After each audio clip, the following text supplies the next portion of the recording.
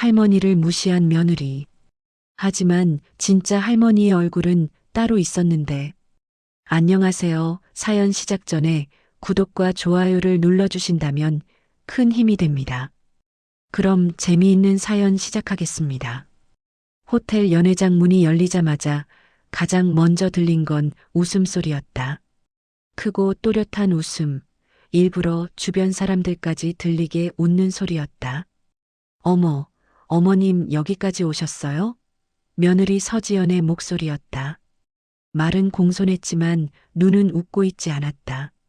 아니, 정확히 말하면 눈에는 사람을 재단하는 빛이 있었다. 할머니는 잠시 멈춰섰다.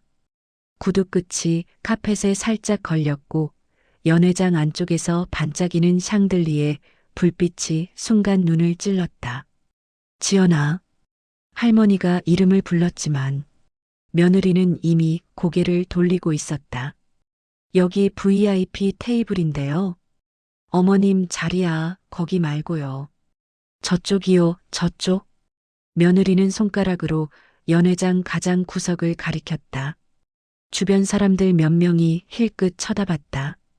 할머니는 그 시선을 느꼈다. 느끼지 않으려고 평생을 연습했지만 이런 시선만큼은 몸이 먼저 알아챘다. 괜찮다. 나 그냥 서 있어도. 할머니 말이 끝나기도 전에 며느리는 웃으며 말을 끊었다. 어머님, 그러시면 저희가 더 곤란해요. 여기 다들 회사분들이라. 그 말 속에는 분명한 뜻이 있었다. 당신은 여기에 어울리지 않는 사람이라는 뜻. 할머니는 입을 다물었다. 이 집에 들어온 뒤로 수십 년 말이 많아질수록 더 초라해진다는 걸 배웠기 때문이다. 며느리 서지연은 그날 유난히 빛나 보였다.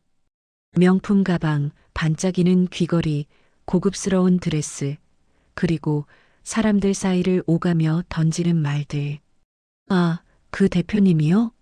저랑은 그냥 오랜 인연이죠. 요즘 강남 쪽은 제가 너무 잘 알아서요. 아, 투자 쪽은 남편보다 제가 더 밝아요. 말 한마디 한마디가 허공에 꽂혔다. 그 말들이 쌓일수록 할머니의 존재는 점점 더 희미해졌다. 어느 순간부터 며느리는 할머니를 없는 사람 취급했다. 음식이 나와도, 사진을 찍어도, 소개를 할 때도 가족분들 모여서 한 장 찍을게요. 사진사가 말하자 며느리는 자연스럽게 할머니를 제외한 사람들만 불렀다. 아들 민수는 잠깐 머뭇거리다 아무 말도 하지 않았다. 그 침묵이 할머니의 가슴을 가장 깊게 찔렀다. 그때였다. 며느리가 일부러 들리게 말했다. 어머님, 음식은 조금만 드세요. 연세도 있으신데 기름진 거 드시면 탈나요. 주변 사람들이 웃었다. 배려처럼 포장된 말이었지만 그 안에는 철저한 성급기가 있었다. 할머니는 조용히 접시를 내려놓았다. 손이 조금 떨렸다. 누군가 옆에서 속삭였다. 저분이 시어머니래. 어머, 전혀 그렇게 안 보이는데. 그 말은 동정도 아니고 존중도 아니었다. 그냥 구경거리였다. 며느리는 그 반응을 즐기고 있었다. 할머니는 그제야 깨달았다. 오늘 이 자리는 축하 자리가 아니라 자신이 얼마나 작아질 수 있는지를 증명하는 자리라는 걸. 하지만 할머니는 여전히 고개를 들고 있었다. 허리는 조금 굽었지만 눈은 흐리지 않았다. 아무도 몰랐다. 이 노인이 왜 지금까지 아무 말도 하지 않았는지, 왜 이런 모욕을 묵묵히 견디고 있는지. 며느리 서지연은 더더욱 몰랐다. 자기가 지금 깔아뭉개고 있는 사람이 어떤 사람인지, 그리고 오늘 이 연회장이 자기 인생에서 가장 큰 실수가 되는 장소가 될 거라는 사실을. 할머니는 조용히 물컵을 들었다. 손등에 주름진 살이 보였고 그 위로 연회장 불빛이 비쳤다. 그 순간 할머니의 눈이 아주 잠깐 며느리를 향했다. 누구도 눈치채지 못한 아주 짧은 시선. 그 안에는 분노도 슬픔도 아닌 오래 묵은 결심이 담겨 있었다. 그래, 오늘까지다. 연회장은 점점 시끄러워졌고 며느리 서지연의 목소리는 그 소음 위를 미끄러지듯 떠다녔다. 요즘은 집도 투자 개념으로 봐야 해요. 어머님 세대랑은 다르죠.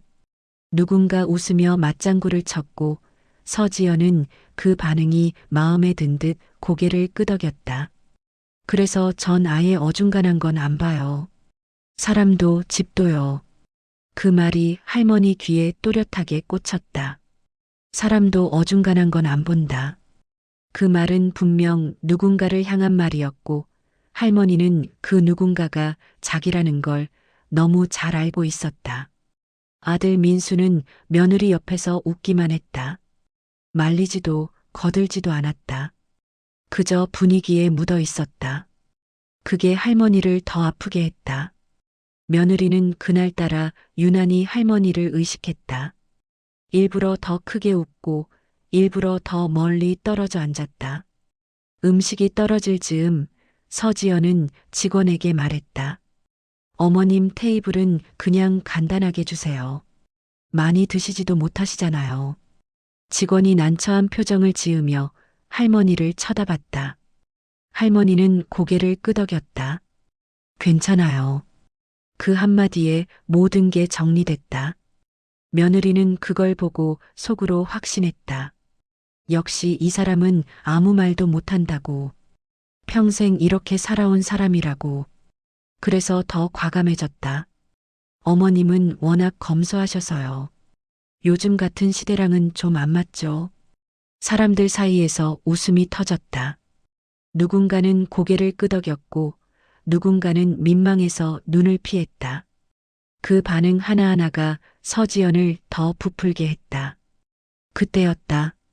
할머니가 천천히 자리에서 일어났다. 의자가 살짝 끌리는 소리가 났고 몇몇 시선이 동시에 움직였다.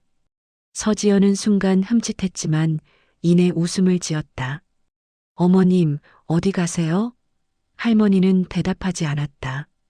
대신 핸드백을 열어 휴대폰을 꺼냈다. 손놀림은 느렸지만 망설임은 없었다. 화면을 몇 번 터치하더니 통화 버튼을 눌렀다. 며느리는 그 모습을 보며 코웃음을 쳤다. 누굴 부르겠다는 걸까? 친구? 친척? 그 순간 전화가 연결됐고 할머니는 짧게 말했다. 나야. 지금 연회장에 왔어. 그 말투는 조금 전까지와 달랐다. 떨림도 조심스러움도 없었다. 연회장 소음 속에서도 그 한마디는 이상하게 또렷했다. 응, 혼자 왔어. 그 다음 말에 서지연의 웃음이 잠시 멈췄다. 괜찮아. 아직은 이라는 말이 묘하게 남았다. 통화를 끄는 할머니는 다시 자리에 앉았다. 아무 일도 없었다는 듯 물을 한 모금 마셨다. 하지만 공기는 조금 바뀌어 있었다. 서지연은 이유 없이 신경이 쓰였다. 방금 통화는 뭐였지? 누구였지? 하지만 곧 고개를 저었다. 괜한 생각이었다. 이 사람은 늘 이렇게 아무것도 아닌 행동으로 존재감을 키우려다 실패했으니까. 서지연은 다시 웃으며 말을 이어갔다. 요즘은 다들 자기 관리가 중요하잖아요. 어머님도 조금만 신경 쓰시면 그 말은 끝까지 이어지지 않았다. 할머니가 조용히 말했다. 지연아. 연회장이 잠깐 조용해졌다. 며느리는 놀란 듯 할머니를 봤다. 할머니가 먼저 이름을 부르는 건 처음이었다. 사람은 말로 자기를 높이면 높일수록 발밑을 안 보게 된다. 갑작스러운 말에 몇몇 사람들이 할머니를 쳐다봤다. 서지연은 웃음을 유지하려 애썼다. 어머님, 무슨 말씀을 할머니는 말을 잇지 않았다. 대신 고개를 돌려 연회장 한쪽을 바라봤다. 그 시선 끝에 누군가가 서 있었다. 검은 정장을 입은 중년 남자, 그리고 그 옆에 서 있는 젊은 남자 둘. 그들은 연회장 안을 조용히 살피고 있었다. 서지연은 그들을 알아보지 못했지만 이상하게 가슴이 철렁 내려앉았다. 할머니는 그 모습을 보며 아주 미세하게 고개를 끄덕였다. 마치 오래전 약속된 신호처럼. 며느리는 그제야 깨달았다. 오늘 이 자리는 단순한 가족 모임이 아니라는 걸. 그리고 자신이 너무 쉽게 선을 넘고 있었다는 걸. 하지만 이미 늦었다. 할머니는 다시 한번 물컵을 내려놓으며 속으로 중얼거렸다. 조금만 더 보자. 연회장 분위기는 겉보기엔 여전히 화려했지만 보이지 않는 금이 여기저기서 소리를 내며 벌어지고 있었다. 며느리 서지연은 아까부터 할머니 쪽을 힐끔거리며 말을 이어가고 있었다. 아까 그 통화, 그리고 연회장 한쪽에 서 있던 정장 남자들. 설명되지 않는 불안이 목덜미를 타고 올라왔다. 하지만 서지연은 그 불안을 인정하지 않았다. 인정하는 순간 지금까지 쌓아 올린 자신감이 무너질 것 같았기 때문이다. 그래서 더 세게 나갔다. 어머님은 참 요즘 세상 돌아가는 걸 잘 모르세요. 그녀는 웃으며 말했다. 예전이랑은 완전히 달라요. 이제는 능력 있는 사람이 중심이 되는 시대잖아요. 그 말에 몇몇 사람들이 어색하게 웃었다. 할머니는 아무 대답도 하지 않았다. 대신 천천히 냅킨으로 입가를 닦았다. 그 침묵이 서지연을 더 자극했다. 마치 자신이 혼자 떠들고 있는 것처럼 느껴졌기 때문이다. 민수도 그렇죠? 서지연은 남편을 끌어들였다. 어머님 세대 방식으로는 요즘 회사 생활 못 버텨요. 민수는 잠깐 시선을 피하다가 뭐 그렇지라고 중얼거렸다. 그 한마디가 할머니 가슴에 깊게 박혔다. 아들이 아니라 남의 사람이 된 순간이었다. 서지연은 그 반응에 힘을 얻었다. 그래서 전 솔직한 거예요. 잘못된 건 잘못됐다고 말해야죠. 가족이라도요. 그 말은 명분처럼 들렸지만 실은 칼이었다. 할머니는 그제야 며느리를 똑바로 바라봤다. 눈빛은 여전히 차분했지만 그 안에는 오래된 시간이 고여 있었다. 지연아. 다시 이름을 불렀다. 이번엔 더 또렷하게. 사람이 자기 자리를 모를 때 제일 무서운 말을 쉽게 한다. 서지연은 웃음을 지우지 않으려 애썼다. 어머님, 자리는 노력으로 만드는 거예요. 할머니는 고개를 끄덕였다. 맞다. 노력으로 만든다. 잠시 말을 멈췄다가 덧붙였다. 그래서 더 무섭다는 거다. 그 말뜻을 아무도 이해하지 못했다. 서지연만 빼고. 그녀는 설명할 수 없는 불안에 손에 쥔 와인잔을 꽉 쥐었다. 그때 연회장 입구 쪽에서 조용한 움직임이 있었다. 아까 봤던 정장 남자 셋이 천천히 다가오고 있었다. 그들의 발걸음은 급하지 않았지만 확신에 차 있었다. 주변 사람들이 하나둘 시선을 돌렸다. 서지연은 그제야 그들이 할머니 쪽으로 향하고 있다는 걸 알아챘다. 심장이 쿵 내려앉았다. 설마 그 남자들 중 가장 나이가 많아 보이는 사람이 할머니 앞에 멈춰섰다. 그는 고개를 숙였다. 아주 정중하게. 어르신, 여기 계셨군요. 그 한마디에 연회장 공기가 얼어붙었다. 서지연은 웃음을 잃은 채 그 장면을 바라봤다. 직원도 친척도 친구도 아닌 태도였다. 마치 오래 모셔온 사람에게 하는 인사 같았다. 할머니는 고개를 끄덕였다. 조금 시끄럽구나. 남자는 주위를 둘러보며 낮게 말했다. 원하시면 자리를 옮기실까요? 서지연은 참지 못하고 끼어들었다. 잠깐만요.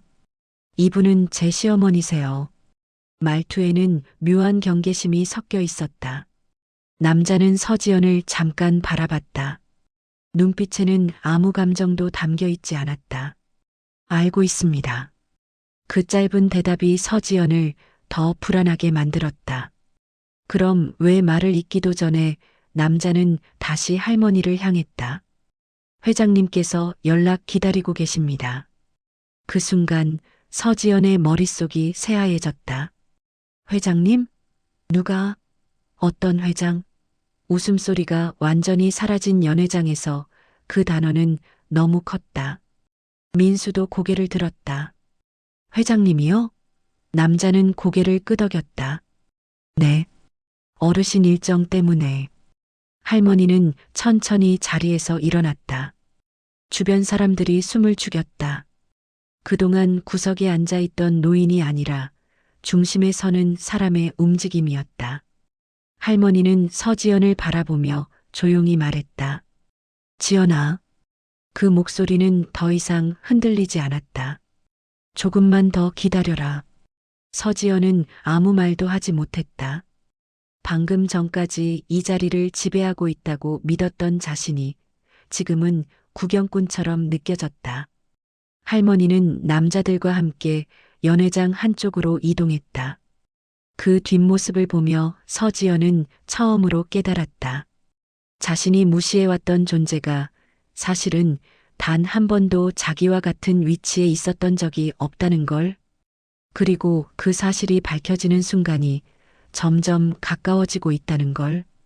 연회장 한쪽 작은 응접 공간은 소음이 확 줄어들어 있었다. 샹들리에 불빛이 벽에 부딪혀 부드럽게 퍼졌고 바깥의 웃음소리는 두꺼운 문 너머에서 흐릿해졌다. 할머니는 천천히 소파에 앉았다. 방금까지 연회장 구석에 앉아있던 모습과는 전혀 다른 분위기였다. 정작 남자는 자연스럽게 한 발 뒤로 물러섰고 젊은 남자 둘은 주변을 살폈다. 그 태도 하나하나가 서지연의 심장을 더 조여왔다. 응접 공간 너머에서 사람들의 시선이 모이고 있었다. 다들 무슨 상황인지 이해하지 못한 채 이상한 기류만 느끼고 있었다. 서지연은 결국 그 공간 안으로 따라 들어왔다. 발걸음이 가볍지 않았다. 어머님, 이게 무슨 말이 끝나기도 전에 할머니가 손을 들었다. 지연아. 목소리는 낮았지만 단호했다. 너는 왜 그렇게 바쁘게 사느냐? 갑작스러운 질문에 서지연은 말을 잃었다. 요즘 세상은 원래 바쁘잖아요. 그녀는 웃음을 되찾으려 애썼다. 가만히 있으면 뒤처지니까요. 할머니는 고개를 끄덕였다. 그래, 맞다. 잠시 침묵이 흘렀다. 그래서 나는 평생 바쁘게 살았다. 그 말에 정작 남자가 살짝 고개를 숙였다. 서지연은 그제야 깨달았다. 이 대화는 자신을 설득하기 위한 것이 아니라 이미 결론이 난 이야기라는 걸. 할머니는 시선을 멀리 두고 천천히 말을 이었다. 20살에 공장에 들어갔다. 하루 12시간씩 서서 일했다. 집에 오면 손이 펴지질 않았지. 서지연은 듣고만 있었다. 끼어들 틈이 없었다. 그때는 여자라는 이유로 임금도 반, 대우도 반이었다. 할머니는 웃지 않았다. 담담했다. 그래도 버텼다. 누군가는 버텨야 했으니까. 연회장 바깥에서 누군가 웃는 소리가 났지만 이 공간 안에서는 전혀 다른 시간이 흐르고 있었다. 결혼하고 나서는 장사를 했다. 남편은 몸이 약했고 아이는 어렸고 돈은 없었다. 할머니는 손을 내려다봤다. 그래도 포기하지 않았다. 하루라도 쉬면 끝이라는 걸 알았거든. 서지연은 그제야 왜 이 노인이 이렇게 말이 적은지 조금 이해하기 시작했다. 그렇게 모은 돈으로 건물을 하나 샀다. 아무도 쳐다보지 않던 곳이었다. 할머니의 시선이 서지연을 향했다. 사람들이 무시하던 곳 말이다. 서지연의 가슴이 철렁 내려앉았다. 그게 하나가 둘이 되고 둘이 셋이 됐다. 할머니는 숨을 고르고 말했다. 나는 그걸 자랑하지 않았다. 자랑하는 순간 그게 나를 잡아먹을까봐. 그 말은 서지연을 향한 말이기도 했다. 그때 정작 남자가 조심스럽게 말을 보탰다. 어르신께서는 현재 여러 법인과 건물을 관리하고 계십니다. 서지연은 그를 노려봤다. 잠깐만요. 목소리가 떨렸다. 그게 무슨 할머니가 다시 손을 들었다. 아직은 듣기만 해라. 그 한마디에 서지연은 입을 다물 수밖에 없었다. 나는 내가 처음 집에 들어왔을 때부터 지켜봤다. 할머니는 시선을 피하지 않았다. 착한 척, 바쁜 척, 똑똑한 척. 그 말 하나하나가 칼처럼 꽂혔다. 처음엔 그러려니 했다. 다들 그렇게 산다. 잠시 멈췄다가 덧붙였다. 하지만 사람을 내려다보는 건 다르다. 서지연의 손이 미세하게 떨렸다. 나는 내가 나를 무시하는 것도 참았다. 할머니의 목소리가 조금 낮아졌다. 하지만 내가 내 아들을, 그리고 이 집안을 이용하려 들 때는 달랐다. 그 말에 민수가 떠올랐고 서지연은 반사적으로 고개를 저었다. 전 그런 적 없어요. 할머니는 웃지 않았다. 정말 없었을까? 그 순간 정작 남자가 서류 하나를 테이블 위에 내려놓았다. 두꺼운 서류 봉투였다.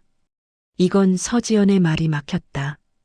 봉투 위에 적힌 글자가 눈에 들어왔다. 자신이 몰래 진행했던 투자, 친정 명의로 돌려놓은 계좌, 그리고 아직 아무에게도 들키지 않았다고 믿었던 숫자들. 지연아, 할머니가 천천히 일어섰다. 사람은 자기 실수로 무너지는 게 아니다. 서지연의 숨이 가빠졌다. 자기가 들킬 리 없다고 믿는 순간부터 무너진다. 연회장 안쪽에서 누군가 응접 공간을 힐끗 바라봤다. 분위기가 완전히 달라져 있었다. 할머니는 마지막으로 말했다. 이제부터는 내가 선택해야 할 시간이다. 응접 공간 안공기는 점점 숨막히게 조여들었다. 서지연은 테이블 위에 놓인 서류 봉투에서 시선을 떼지 못했다. 그 안에 무엇이 들어있는지 정확히 보지 않아도 알 수 있었다. 자신이 밤마다 계산기를 두드리며 맞춰왔던 숫자들, 들키지 않을 거라 믿었던 흔적들. 할머니는 그 반응을 놓치지 않았다. 지연아, 사람이 진짜 무서워질 때가 언제인지 아니? 서지연은 대답하지 못했다. 자기가 얼마나 많이 들켜 있는지도 모를 때다. 그 말에 서지연의 입술이 하얗게 질렸다. 이건 오해야요. 그녀는 급히 말했다. 투자는 다 합법적으로 말끝이 흐려졌다. 할머니는 고개를 끄덕였다. 그래, 서류상으로는 그렇다. 그 한마디가 더 무서웠다. 서류상으로는. 그 말은 이미 그 뒤에 무엇이 숨어 있는지 알고 있다는 뜻이었기 때문이다. 정작 남자가 조용히 덧붙였다. 어르신명의 법인 자금을 우회해 개인 투자로 흘린 부분이 있습니다. 그 말에 서지연은 자리에서 벌떡 일어날 뻔했다. 그건 제 돈이었어요. 목소리가 높아졌다. 제가 번 돈이에요. 할머니는 서지연을 바라보며 아주 천천히 고개를 저었다. 아니다. 단호했다. 그건 내가 잠시 맡아 있던 돈이다. 그 말이 떨어지는 순간 서지연의 다리가 풀렸다. 그녀는 다시 소파에 주저앉았다. 그때까지도 연회장 안에서는 아무도 이 응접 공간에서 무슨 일이 벌어지고 있는지 정확히 알지 못했다. 하지만 사람들은 본능적으로 느끼고 있었다. 무언가 크게 잘못되고 있다는 걸. 민수가 뒤늦게 응접 공간으로 들어왔다. 얼굴이 굳어 있었다. 어머니, 이게 무슨 일이에요? 할머니는 아들을 바라봤다. 그 눈빛에는 원망도 분노도 없었다. 대신 오래된 피로가 있었다. 민수야, 너는 내가 왜 아무 말도 안 했는지 아느냐? 민수는 입을 열지 못했다. 집안이 깨질까 봐서다. 할머니는 담담하게 말했다. 그리고 내가 상처받을까 봐서다. 그 말에 민수의 얼굴이 일그러졌다. 서지연은 그제야 상황이 단순히 시어머니와 며느리 사이의 문제가 아니라는 걸 깨달았다. 하지만 할머니는 말을 이었다. 집안을 지키기 위해서 집안을 좀 버려야 할 때도 있다. 그 말은 결정이었다. 서지연은 다급해졌다. 어머님, 다시 생각해 보세요. 목소리가 떨렸다. 제가 잘못했어요. 다시 잘할게요. 할머니는 그 말을 처음부터 끝까지 듣고 나서야 고개를 끄덕였다. 그래, 잘못했다는 말은 했다. 잠시 숨을 고르고 덧붙였다. 그런데 한 번도 미안하다고는 하지 않았구나. 그 차이가 서지연의 숨통을 완전히 조였다. 너는 늘 계산부터 했다. 이 말이 먹힐지, 이 상황을 어떻게 빠져나갈지. 할머니는 서류 봉투를 손으로 밀어놓았다. 그래서 지금도 내가 말하는 건 사과가 아니라 협상이다. 서지연의 눈에 눈물이 맺혔다. 하지만 그 눈물에는 억울함과 두려움만 있었다. 반성은 없었다. 그걸 할머니는 정확히 봤다. 오늘 이 자리에서 모든 걸 끝내지는 않겠다. 할머니가 말했다. 하지만 이 집에서 내가 누려왔던 건 오늘로 끝이다. 그 말에 민수가 고개를 들었다. 어머니 할머니는 아들을 향해 손을 내밀었다. 민수야, 선택해라.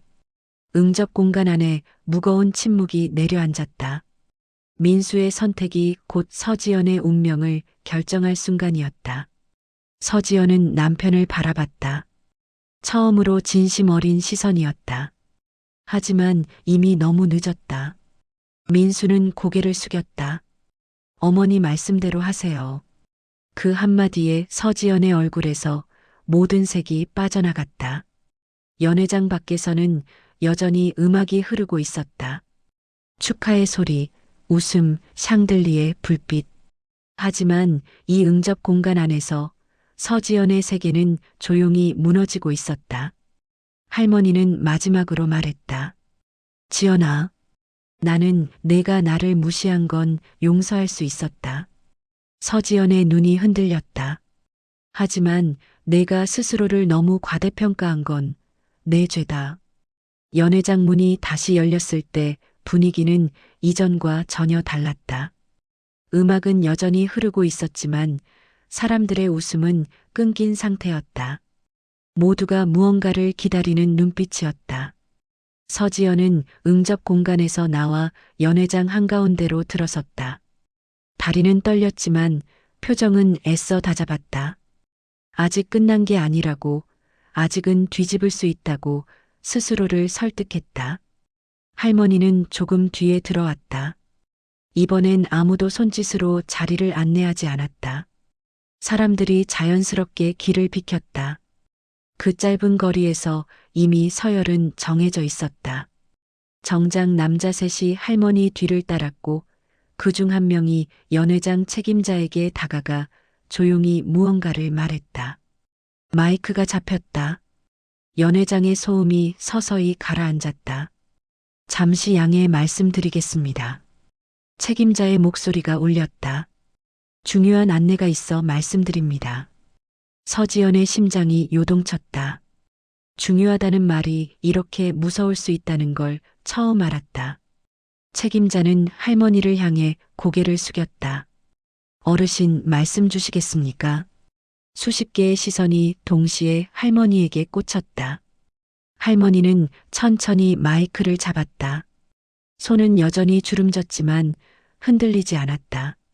시끄러운 자리에 오래 서 있으면 귀가 아프다. 첫마디였다. 사람들 사이에서 작은 웃음이 났지만 곧 사라졌다. 그래도 오늘은 말해야 할 게 있다. 할머니는 잠시 숨을 고르고 말을 이었다. 나는 이 집에서 제일 조용한 사람으로 살았다.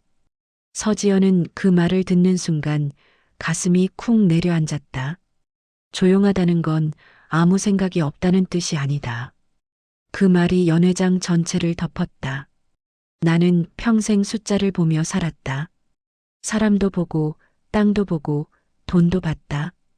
웅성거림이 번졌다. 누군가는 서로를 바라봤다. 사람을 볼 때 제일 먼저 보는 건 말이 아니다. 할머니는 서지연을 잠깐 바라봤다. 태도다. 그 시선이 정확히 그녀를 찔렀다. 그래서 나는 함부로 나를 드러내지 않았다. 할머니는 마이크를 잠시 내렸다가 다시 들었다. 여기 계신 분들 중 몇 분은 나를 알고 있을 거다. 정작 남자가 앞으로 나와 서류 하나를 펼쳤다. 어르신은 현재 수도권과 지방에 걸쳐 여러 법인을 운영 중이며 부동산 자산과 금융 자산을 포함한 총 자산은 숫자가 나열되기 시작했다. 연회장 안이 술렁였다. 누군가는 숨을 들이켰고 누군가는 말문을 잃었다. 서지연은 그 숫자를 듣는 순간 머릿속이 멍해졌다. 자신이 평생 자랑해온 것들이 한순간에 장난처럼 느껴졌다. 그리고 남자가 말을 이었다. 오늘 이 연회장의 대관과 행사 비용 역시 어르신 측에서 후원하신 겁니다. 그 말이 끝나자 완전한 침묵이 내려앉았다. 서지연의 얼굴이 굳었다. 다리가 풀리듯 휘청거렸다. 아까 자신이 할머니를 구석으로 몰아넣었던 그 연회장이 사실은 이 노인의 돈으로 만들어진 공간이었다는 사실이 그녀의 자존심을 산산조각 냈다. 할머니는 다시 마이크를 잡았다. 나는 부자가 되는 게 목표가 아니었다. 사람을 함부로 대하지 않을 수 있을 만큼만 가지는 게 목표였다. 그 말은 분명히 누군가를 향한 것이었다. 서지연은 더 이상 고개를 들 수 없었다. 사람들의 시선이 바뀌고 있었다. 조금 전까지만 해도 서지연의 말에 웃던 사람들이 이제는 그녀를 다른 눈으로 보고 있었다. 연민도 존경도 아닌 불편한 시선이었다. 할머니는 마지막으로 말했다. 오늘 이 자리는 누군가를 벌주기 위한 자리가 아니다. 잠시 멈췄다가 덧붙였다. 다만 각자 자기가 어떤 사람인지 스스로 확인하는 자리다. 그 말과 함께 마이크가 내려갔다. 박수가 터지지 않았다. 그 대신 더 무거운 정적이 흘렀다. 서지연은 그 정적 속에서 처음으로 깨달았다. 자신이 착한 며느리 연기를 하며 깔보고 무시했던 노인이 애초에 같은 무대에 서 있던 사람이 아니라는 걸. 그리고 이제 그 차이가 모두 앞에서 드러났다는 걸. 연회장은 다시 소란스러워지지 않았다. 대신 사람들의 눈빛이 바뀌었다. 웃음이 사라진 자리에 계산이 들어왔다. 누가 어느 편에 서야 하는지, 방금 들은 이야기를 어디까지 믿어야 하는지, 그리고 무엇보다 서지연이라는 사람을 어떻게 대해야 하는지. 서지연은 그 시선들을 느끼고도 고개를 들지 못했다.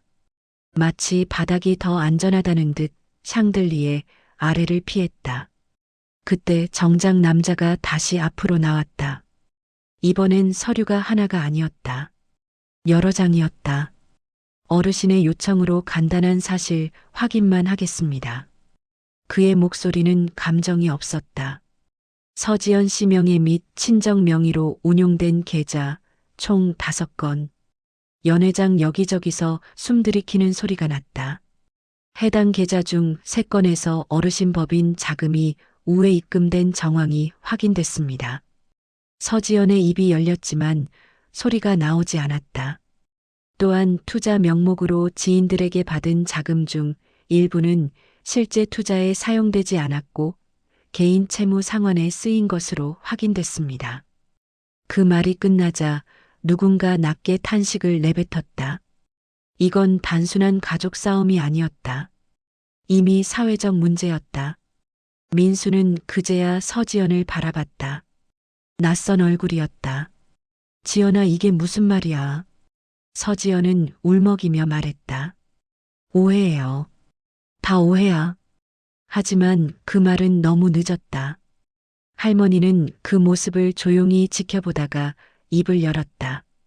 지연아. 목소리는 여전히 낮았다. 나는 내가 돈을 탐낸다고 생각하지 않았다. 서지연의 눈이 흔들렸다. 대신 할머니는 말을 이었다. 너는 남의 것을 자기 것처럼 써도 된다고 생각했다. 그 한마디가 서지연의 마지막 방어선을 무너뜨렸다. 정작 남자는 이어서 말했다. 어르신은 오늘부로 모든 지원과 보증을 중단하셨습니다. 그 말에 연회장 공기가 다시 한번 굳었다. 또한 법률 대리인을 통해 민형사상 조치를 검토 중입니다. 법이라는 단어가 이렇게 차갑게 들린 적이 있었을까? 서지연은 무릎이 풀려 의자에 주저앉았다. 방금 전까지 자신을 둘러싸던 명품, 사람들의 관심, 그 모든 게 한순간에 무의미해졌다. 어머니 민수가 할머니를 불렀다. 지금이라도 할머니는 고개를 저었다. 민수야, 이건 화가 아니다. 그녀는 담담했다. 정리다. 그 말이 더 무서웠다. 화는 식을 수 있지만 정리는 되돌릴 수 없기 때문이다. 할머니는 서지연을 다시 바라봤다. 나는 너를 며느리로 들였다. 그래서 내가 나를 어떻게 대하든 웬만한 건 넘겼다. 잠시 멈췄다가 말했다. 하지만 너는 가족이라는 울타리를 방패로 썼다. 그 말에 서지연은 고개를 떨궜다. 연회장 밖에서는 누군가 조용히 전화를 걸어 자리를 떴고 누군가는 급히 자리를 정리했다. 사람들은 이미 이 이야기를 자기 삶에서 떼어내고 있었다. 서지연만 홀로 그 자리에 남아 있었다. 정작 남자가 마지막으로 말했다. 서지연 씨, 이후 절차는 별도로 안내드리겠습니다. 그 말은 사실상 선언이었다. 이 자리에서의 보호는 끝났다는. 할머니는 마이크를 다시 잡지 않았다. 대신 천천히 몸을 돌렸다. 오늘은 여기까지다. 그 말 한마디로 모든 게 끝났다. 서지연은 그 자리에서 움직이지 못했다. 사람들이 하나둘 그녀를 지나쳐 나갔다. 누구도 위로하지 않았다. 누구도 말을 걸지 않았다. 그게 가장 잔인한 처벌이었다. 존재하지 않는 사람처럼 취급받는 것. 연회장 문이 닫히는 소리가 유난히 크게 울렸다. 서지연은 그제야 깨달았다. 자신이 평생 가장 두려워하던 순간은 이렇게 혼자 남는 순간이라는 걸. 연회장이 완전히 비워진 뒤에도 불은 한동안 꺼지지 않았다. 반짝이던 샹들리에 아래에는 이제 아무도 없었고 바닥에는 사람들이 남기고 간 발자국만 희미하게 남아 있었다. 서지연은 결국 그 자리를 스스로 빠져나왔다. 아무도 붙잡지 않았고 아무도 배웅하지 않았다. 호텔 문을 나서는 순간 바깥 공기가 너무 차가워 잠시 숨이 막혔다. 그녀는 그제야 울었다. 하지만 그 눈물은 누구에게도 닿지 않았다. 그 시간 할머니는 다른 차에 타고 있었다. 검은 차량 안은 조용했고 창밖으로 도시의 불빛이 천천히 흘러갔다. 정작 남자가 조심스럽게 물었다. 어르신, 집으로 모실까요? 할머니는 잠시 생각하다가 고개를 저었다. 아니다. 오늘은 바람 좀 쐬고 싶다. 차는 방향을 틀어 오래된 주택가 쪽으로 향했다. 할머니는 창밖을 보며 중얼거렸다. 사람이 늙으면 말이 없어지는 게 아니다. 남자는 아무 말도 하지 않았다. 하고 싶은 말을 다 해봐서 그런 거다. 그 말은 긴 세월을 건너온 사람만이 할 수 있는 말이었다. 잠시 후 차가 멈췄다. 익숙한 골목, 오래된 집 앞이었다. 할머니는 천천히 차에서 내렸다. 집은 크지 않았고 화려하지도 않았다. 하지만 단단해 보였다. 문을 열고 들어가자 익숙한 냄새가 났다. 오래된 나무와 시간의 냄새. 할머니는 신발을 가지런히 벗고 안으로 들어갔다. 민수는 이미 와 있었다. 거실 한가운데 서서 어쩔 줄 몰라 하고 있었다. 어머니 할머니는 아들을 바라봤다. 앉아라. 민수는 조용히 소파에 앉았다. 오늘 많이 놀랐지. 할머니의 목소리는 낮았다. 민수는 고개를 끄덕였다. 제가 너무 몰랐어요. 할머니는 고개를 저었다. 몰랐던 게 아니다. 보지 않으려고 했던 거다. 그 말에 민수는 고개를 숙였다. 사람은 자기가 보고 싶은 것만 본다. 할머니는 천천히 말을 이었다. 너도 지연이도. 잠시 침묵이 흘렀다. 그래도 민수가 조심스럽게 말했다. 그래도 가족이잖아요. 할머니는 그 말을 듣고 잠깐 웃었다. 아주 짧게. 가족이란 말은 참 편하다. 참을 때는 가족이고 이용할 때도 가족이지. 민수는 아무 말도 하지 못했다. 하지만 할머니는 말을 이었다. 가족이라고 해서 사람을 깔아뭉개도 되는 건 아니다. 그 말은 단호했다. 나는 내가 아들이라서 참았다. 그게 내가 약해지게 만들었다면 그건 내 잘못이다. 민수의 눈에 눈물이 고였다. 어머니 할머니는 고개를 들었다. 울지 마라. 오늘은 끝내는 날이지 후회하는 날이 아니다. 그 말에 민수는 이를 악물었다. 할머니는 자리에서 일어나 부엌으로 향했다. 주전자에 물을 올리고 찻잔을 꺼냈다. 손놀림은 느렸지만 정확했다. 두 잔의 차가 테이블 위에 놓였다. 앞으로 어떻게 할지 고민될 거다. 사람들 말도 들릴 거고. 할머니는 찻잔을 밀어주며 말했다. 그때마다 오늘을 떠올려라. 민수는 고개를 끄덕였다.